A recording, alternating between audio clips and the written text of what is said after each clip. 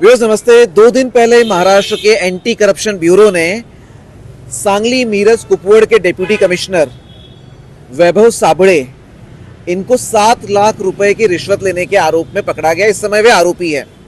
ऐसा माना जा रहा है कुमार साहब की 10 लाख मांगा था और 7 में सेटल हुआ था मामला।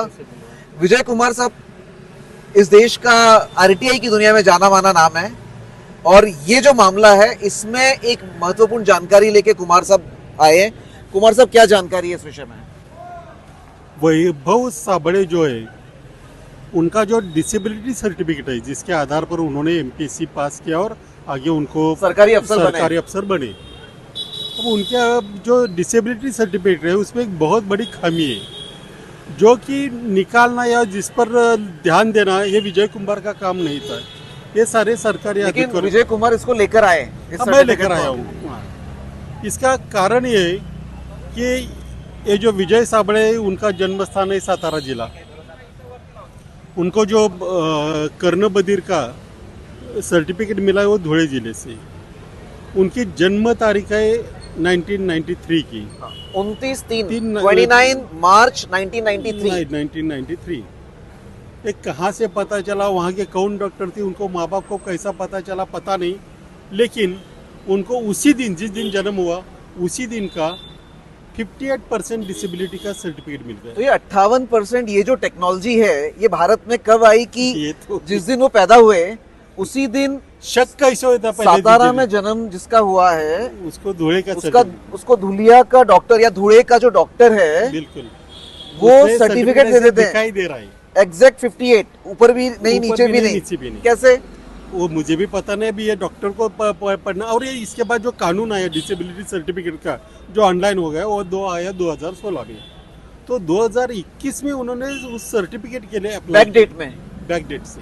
लेकिन सरकार ने बैक डेट में इशू कैसे कर दिया? यही तो मैं पूछ रहा हूँ।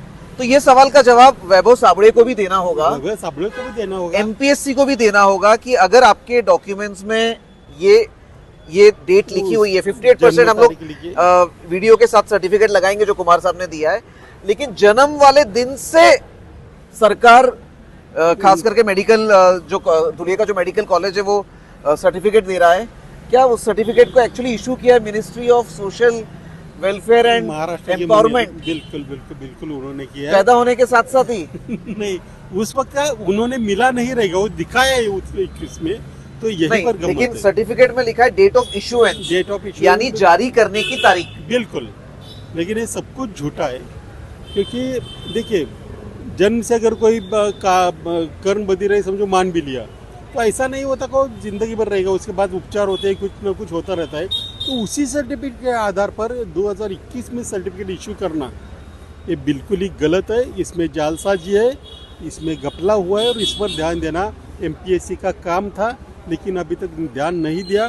और ऐसे जो चोर लोग आते हैं सर्विस में उनसे अच्छाई, ईमानदारी, सभ्यता की अपेक्षा करना भी गलत है। और ये प्रूव हो गया कि जिस गलत मार्ग से आए थे उसी गलत मार्ग में काम करने के लिए वो पकड़े भी गए हैं। बहुत बड़ी बात है। आरटीआई एक्टिविस्ट विजय कुमार, इन्होंने एक बड़ी चीज यहाँ पे सामने लाई है। 58% डिसेबिलिटी इस बंदे का वैभव साबळे जो है इनका दिख रहा है, जो डिप्टी कमिश्नर है इस समय सस्पेंडेड है। लेकिन बड़ी बात यह है व्यूअर्स कि पैदा होते से यानी उसी दिन से सर्टिफिकेट इशू कैसे हो गया? और सर्टिफिकेट तो अभी इशू हुआ है रिसेंट पास्ट में। तो क्या एमपीएससी इसकी जांच करेगी? क्या महाराष्ट्र सरकार इसकी जांच करेगी? खास करके जब कर्ण बधिर की बात आती है ऐसे समय में, जब कंप्लेंट ये है, आरोप ये है कि इन्होंने 10 लाख मांगे, 7 लाख में सेटल हुए, तो कुछ कहा गया, कुछ सुना गया।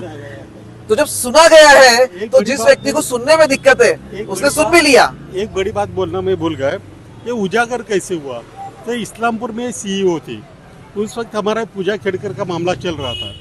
जो पूजा खेड़कर का मामला डिसेबिलिटी से जुड़ा हुआ था, ये उनको जब पता चला तो उन्होंने वहाँ वो जो कान में मशीन लगाना शुरू कर दिया तो लोगों को शक हुआ कि वरना कोई देखता भी नहीं। तो फिर लोगों ने जानकारी लेना, मेरे पास कंप्लेंट करना शुरू कर दिया और फिर वहाँ के लोगों ने कंप्लेंट भी कर दी। न्यूज़ इस केस को पूरा फॉलो करेगा विजय जी, और आगे देखते हैं सरकार इसमें क्या कोई इंक्वायरी होती है, क्या कदम उठाती है।